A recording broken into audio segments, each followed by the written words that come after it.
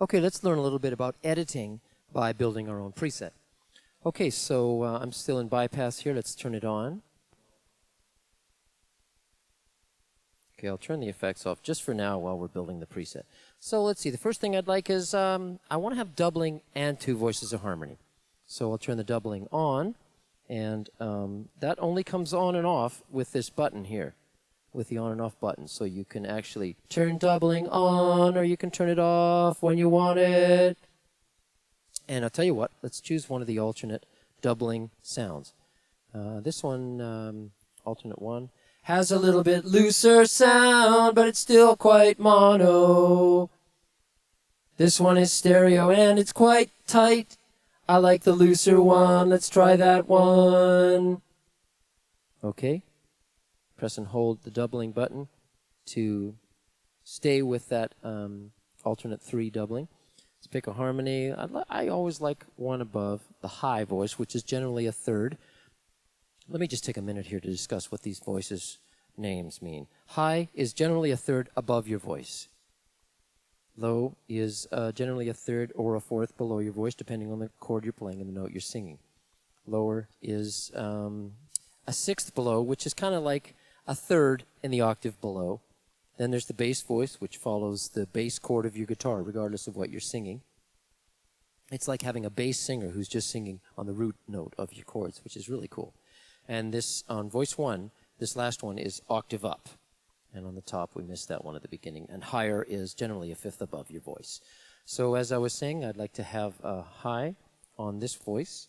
And I think I'm going to go for maybe a lower, no, maybe a bass. Why not? Let's have a bass right there. So now it's going to follow the chords of my guitar. I've got a 3rd above my voice. I've got a nice big fat doubling in stereo. Let's pick an effects here, an effect. I like, let's see, maybe one of the rooms. What rooms have we got here? 1, 2, 3. Oh, there's a tiny room right there. Let's try that one, see what that sounds like. Press and hold to keep it there.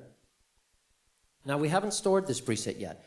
If we wanted to store it, you could press and hold this, and that would store it. But we're still building it, so we might change it as we go along. So let's see what it sounds like when I turn on the harmonies. Sometimes the words are far away. Sometimes they roll off my tongue. You heard how that bass voice was really following the bass note. Let's pick another alternative for that one. Let's do this one. Actually, let's put 2 harmonies below us. We'll have a low and a lower. Sometimes the words are far away. Sometimes they roll off my tongue. There, that's the sound that I want. And if I wanted to, I could change effects like this.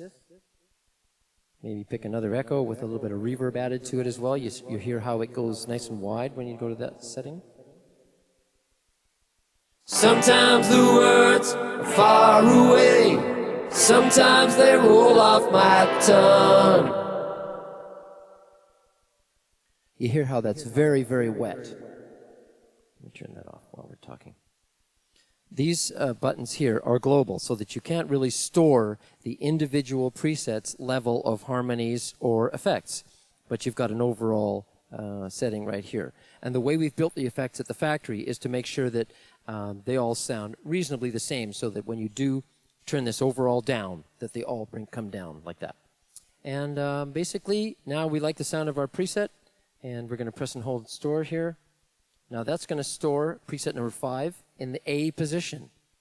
If you wanted to, you could store a completely different one in the B position, or you could just not worry about the B position, and when you've gotten into the preset mode here, you'll just advance through 1, 2, 3, 4, 5, and we're back at our setting that we just made.